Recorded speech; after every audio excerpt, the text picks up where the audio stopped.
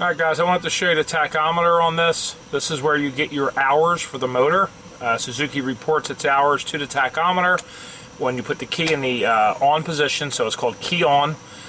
So in key on, the tachometer will come up and show you from 0 to 10, it's in 10 increments. So it's 10, 20, 30, 40, 50, 60, 70, 80, 90, 100 hours. From there it just goes 200, 300, 400, etc. So when I put the key to the on position, you're going to see this come up to where it's actually just under the line. I apologize for the shot here. The other gauges are crystal clear. The tachometer has this bit of like scale on it. I don't know if it had moisture inside it that dried over.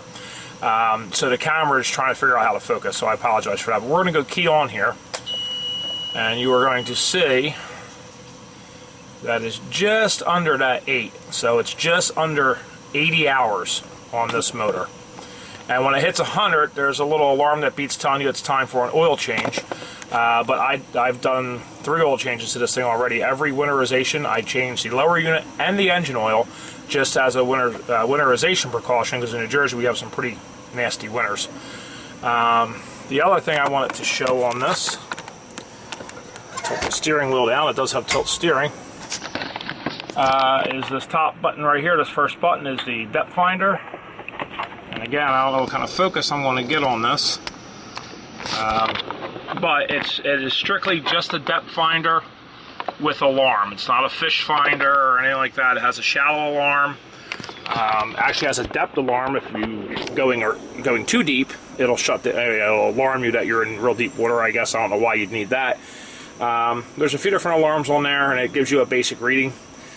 Other than that, I mean, you can see the gauges are, the rest of the gauges are crystal clear, including the mile per hour gauge, which seems to be pretty accurate. I was running up with some different vehicles there, and we were all kind of helping each other test our gauges, and it does seem to be pretty accurate. Not that speedometer really matters on the water much. Alright guys, we are recording here. I got the muffs on. I want to hop up in there and start the boat up so you can hear the motor and, you know, see that it's pissing water and how quickly it starts. You see the muffs are on. Notice there's no water up top here, so this is the first time it's been started in probably a couple of days.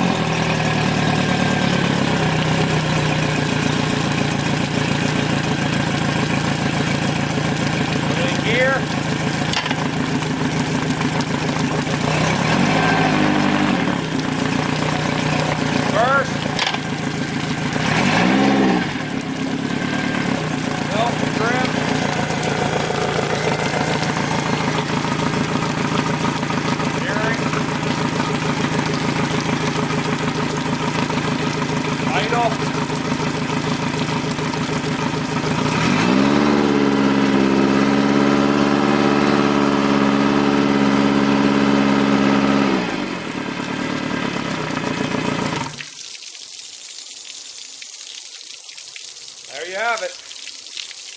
I guess the most important part of trying to buy a boat is to make sure the engine works.